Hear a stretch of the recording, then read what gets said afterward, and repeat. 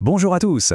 Aujourd'hui, on va s'attaquer à une idée vraiment puissante. Comment se libérer de ce besoin permanent d'avoir l'approbation des autres.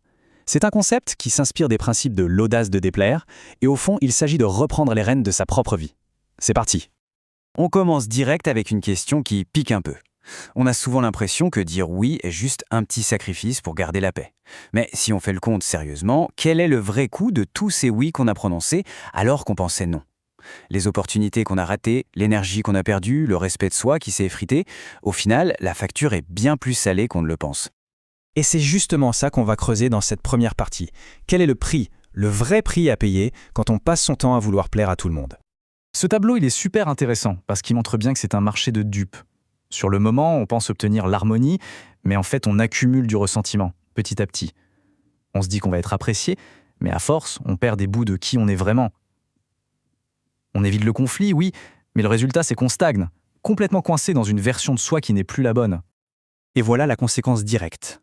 En devenant dépendant de la validation des autres, on se construit soi-même une limite invisible. C'est ce qu'on peut appeler un plafond de verre émotionnel.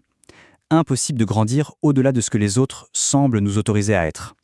C'est un peu comme une cage dorée, mais ça reste une cage. Bon, mais alors, pourquoi c'est si dur de s'en sortir? La réponse, elle est ancrée dans une peur très, très humaine et très profonde. Ça peut paraître extrême, mais c'est pourtant vrai d'un point de vue neurologique.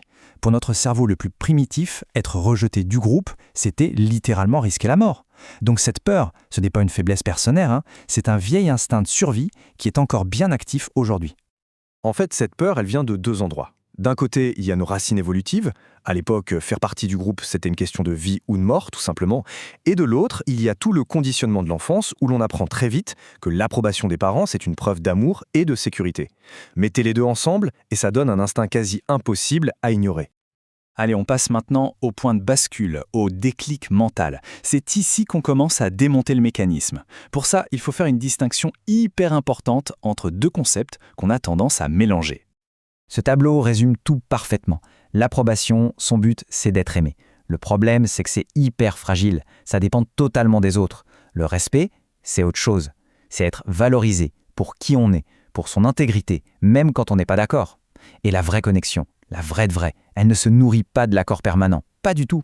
Elle se nourrit d'honnêteté et d'authenticité. Et ça nous amène à une idée un peu radicale, le concept de déception saine. Il s'agit en fait de changer complètement notre regard sur le fait de déplaire. Décevoir les attentes de quelqu'un, ce n'est pas un échec. C'est un acte de loyauté envers soi-même. C'est faire le choix de ne pas se trahir juste pour le confort de l'autre. Bon, assez de théorie. Comment on passe à la pratique concrètement? Voici quelques outils pour commencer à cultiver cette fameuse audace de déplaire. Dire non, ça peut faire vraiment peur, mais la méthode est assez simple. D'abord, un non clair, direct. Ensuite, et ça c'est crucial, il faut résister à l'envie de se justifier pendant des heures. Chaque explication que l'on donne, c'est une porte qu'on ouvre à la négociation. Et enfin, il faut accepter la culpabilité qui va peut-être pointer le bout de son nez. C'est le prix à payer pour sa liberté, et ce prix diminue avec la pratique. Ça, c'est une phrase à bien retenir. Poser une limite, c'est une déclaration de sa propre valeur. Ça n'a pas besoin de l'approbation ou même de la compréhension des autres. C'est un acte d'autonomie, pas une demande de permission. Alors, si on met tout ça en application, ça ressemble à quoi la vie? C'est le dernier volet de notre analyse, comment vivre avec audace. Voilà une des idées les plus libératrices qui soit. Arrêter de vouloir à tout prix contrôler l'image que les autres ont de nous. Accepter qu'ils puissent se tromper, nous juger, ne pas nous comprendre. C'est dans ce lâcher-prise qu'on trouve une liberté incroyable. Notre valeur ne dépend absolument pas de leur opinion. Tout l'enjeu est donc de construire sa propre boussole interne.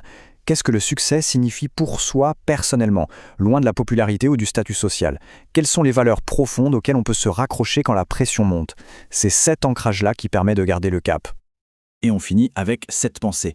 Finalement, en essayant de plaire à tout le monde, on devient interchangeable. C'est notre authenticité, avec ses défauts et ses particularités, qui apporte quelque chose d'unique au monde. La question n'est donc plus comment est-ce que je peux plaire, mais plutôt qui suis-je vraiment et comment puis-je honorer cette personne.